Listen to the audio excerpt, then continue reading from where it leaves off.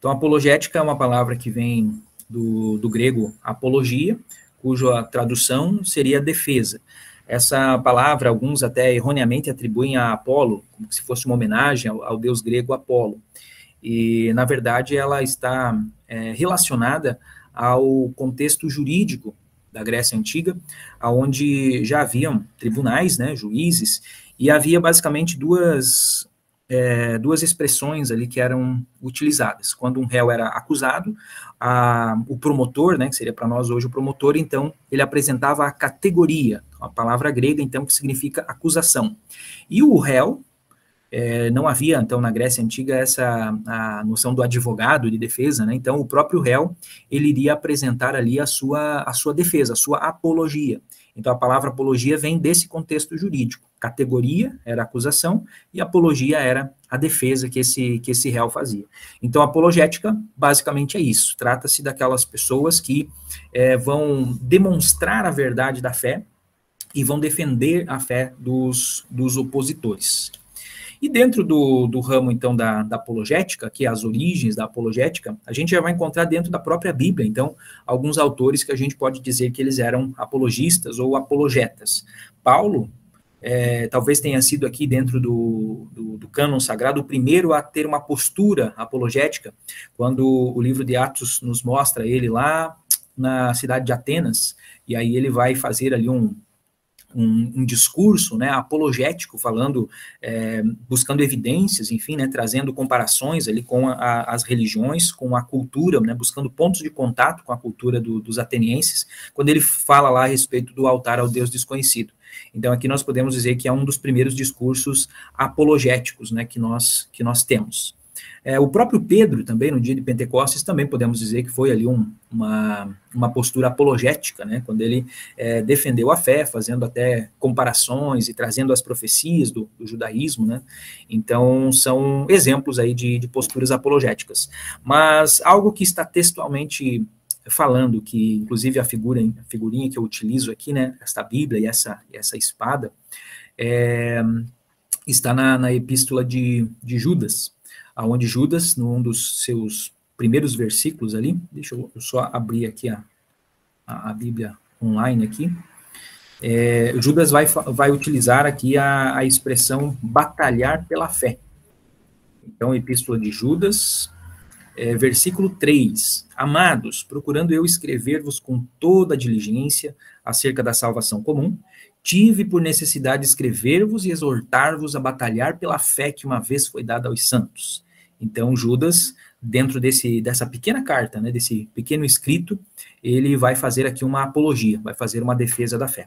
As epístolas de Pedro também contêm, né, bastante apologias, o João também, quando ele, nas suas epístolas ali, ele está defendendo a verdade da fé contra os ataques dos gnósticos, né? Então, tudo isso aqui são exemplos de apologetas dentro do Novo Testamento.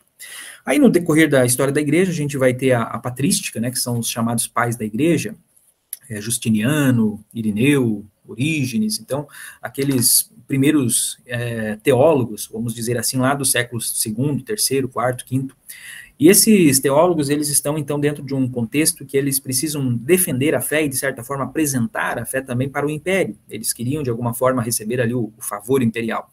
Então, eles vão organizar, vão começar a sistematizar, né, surgem ali os primeiros concílios, enfim, então isso tudo começa a ser escrito, né, e eles começam, então, a buscar algumas razões, algumas explicações, algumas evidências, né, evidências históricas, evidências racionais e lógicas, né, alguns buscando até lá dentro do pensamento grego, né, das filosofias gregas, aquilo que procurasse defender, então, a igreja, né, defender a verdade da fé. Então, esses pais da igreja, né, a patrística, eles também são apologetas, entre eles haviam alguns. Aqui nós temos agora um quadro que mostra, então, alguns apologistas modernos. Eu acabei esquecendo de incluir isso no material em PDF, que eu enviei ali para os irmãos, mas depois eu envio o PDF dos slides, né, então, para vocês conhecerem. No encontro passado, nós falamos a respeito de fazer uma lista de livros, enfim, então aqui nós temos alguns nomes aqui que a gente pode colocar como sugestão aqui de leitura.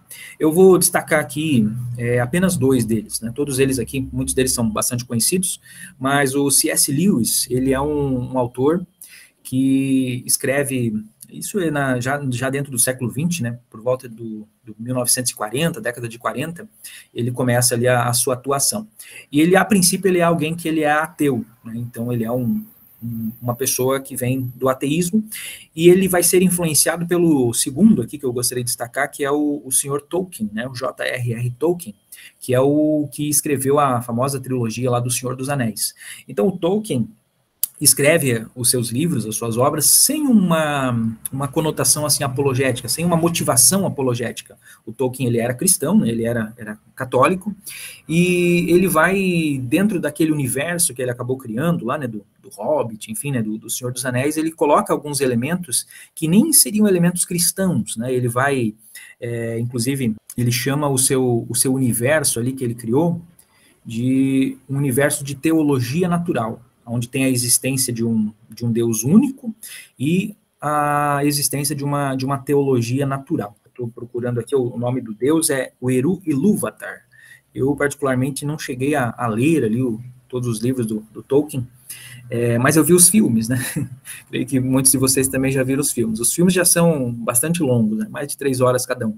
Embora nos filmes seja, claro, uma versão bem resumida, né? E acaba não aparecendo muito essas nuances. Então, o que se sugere, eu destaco esses 2 justamente porque nós podemos sugerir, né, que os nossos jovens, enfim, os nossos alunos tenham acesso a esse tipo de obras, que são obras que, de uma forma, assim, talvez até sutil, eles vão alicerçando, né, vão fortalecendo essas bases. E é o que acontece com Lewis, então, ele não tem ali exatamente uma descrição de Deus, uma descrição do cristianismo como um todo, mas ele tem ali essa noção desse Deus, né, desse Deus único, um Deus bondoso, que é o Eru Ilúvatar.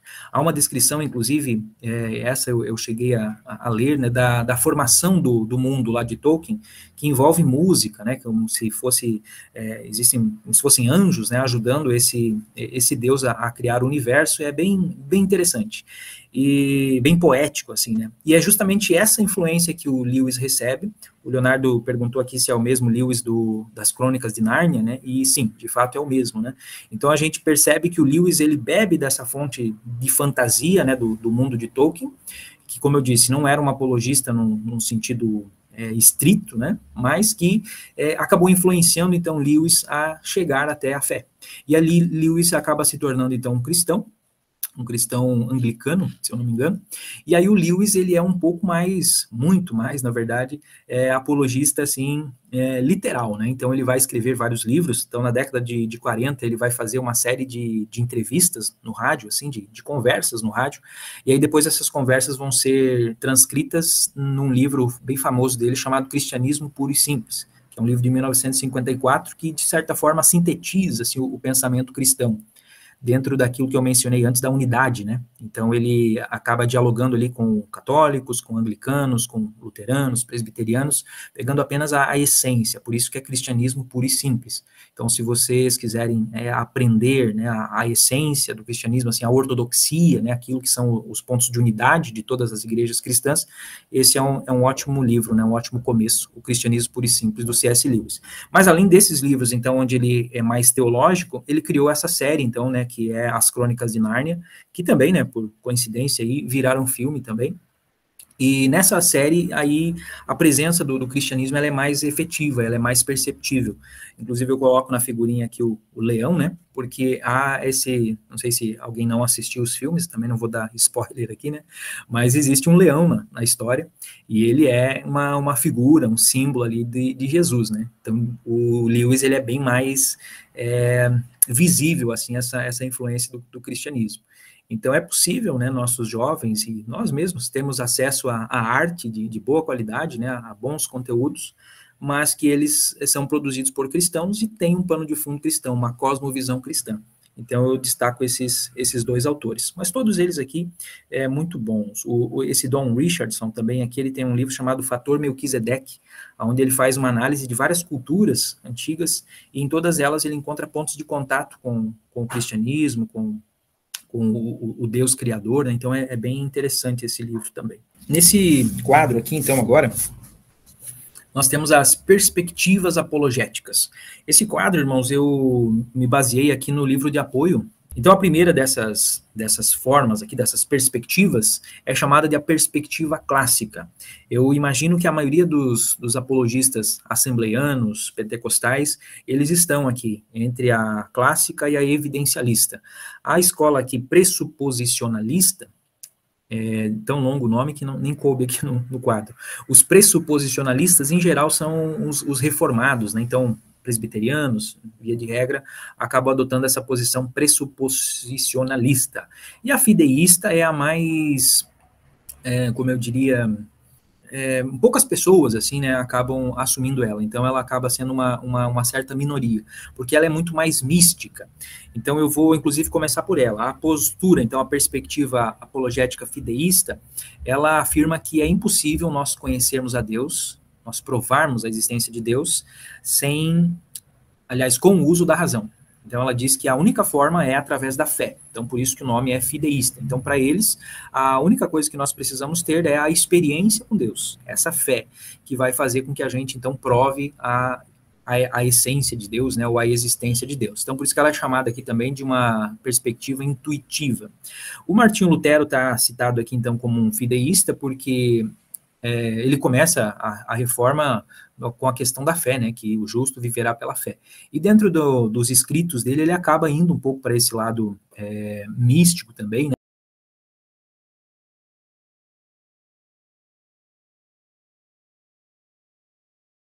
Além dele, temos Søren Kierkegaard. O Kierkegaard, ele está mais para um filósofo, exatamente, aqui, do que para um teólogo. E a teologia dele, ou a filosofia dele, então, ela vai muito dentro dessa visão, assim, mística.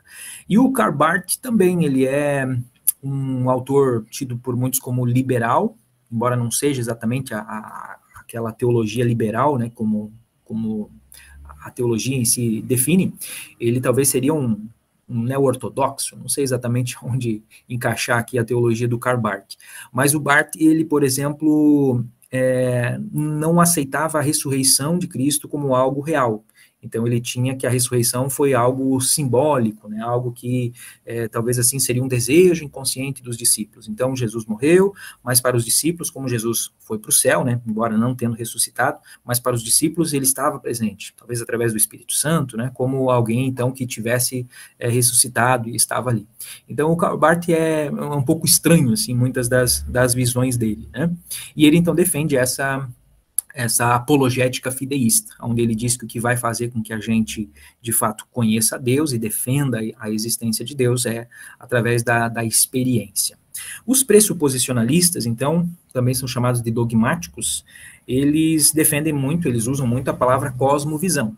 Então, quando a gente está lendo algum livro, está vendo algum vídeo, e a pessoa destaca muito a palavra cosmovisão, é possível que ele seja alguém, então, que segue o pressuposicionalismo.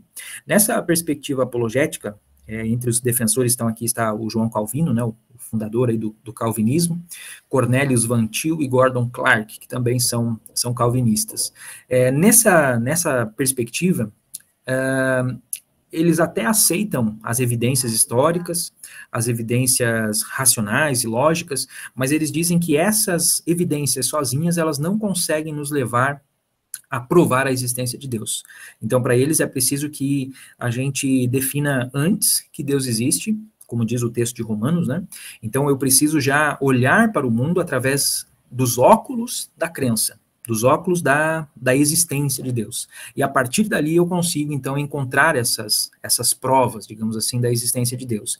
Então, alguns pontos, assim, do pressuposicionalismo, até nós consideramos corretos, né? Essa questão de cosmovisão, a gente entende que seja, de fato, importante, né? A gente ter isso em mente sempre, mas, via de regra, nós nos mantemos na perspectiva clássica e na perspectiva evidencialista. Então, são aquelas que mais nós vamos encontrar aqui pentecostais, né, assembleianos, defendendo.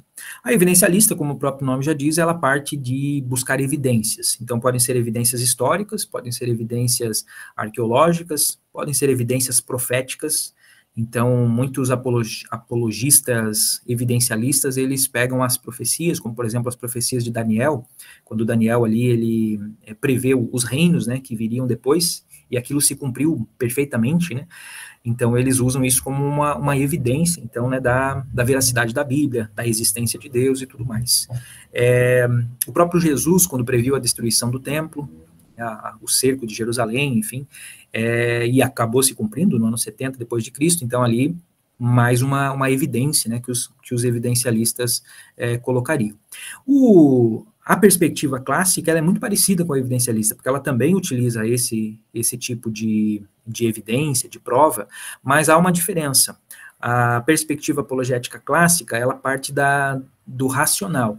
Então, para ela é preciso que faça sentido primeiro, dentro de uma perspectiva filosófica, digamos assim, né? Você precisa ter um argumento que comprove aquilo, para depois você partir buscar as evidências que vão comprovar.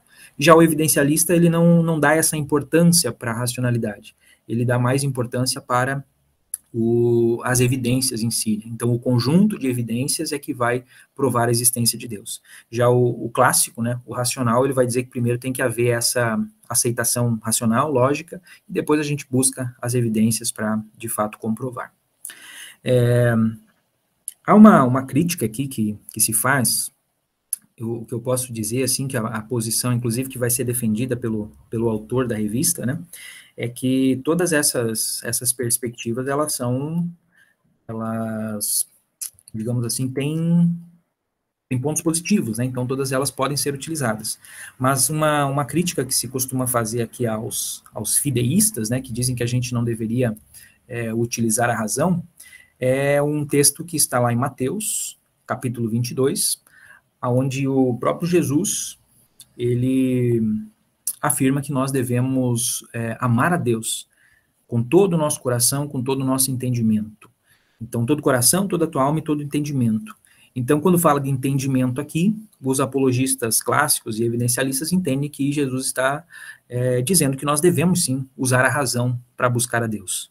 Porque se Deus nos dotou de razão, né, se Deus nos deu essa dádiva, né, esse dom do raciocínio, do intelecto, qual o sentido, né, faria se nós não pudéssemos utilizá-lo para algo tão precioso, né, tão necessário que é refletir sobre Deus, buscar a Deus. Então, essa é uma forte crítica, né, a respeito dessa postura, então, dos fideístas, e até dos próprios pressuposicionalistas. Alguns deles, eles chegam a esse ponto, então, né, de colocar a razão como algo que não vai conseguir chegar em Deus, e que é algo incompleto, e que aí você precisa, então, ter a cosmovisão correta primeiro, para depois você chegar até Deus.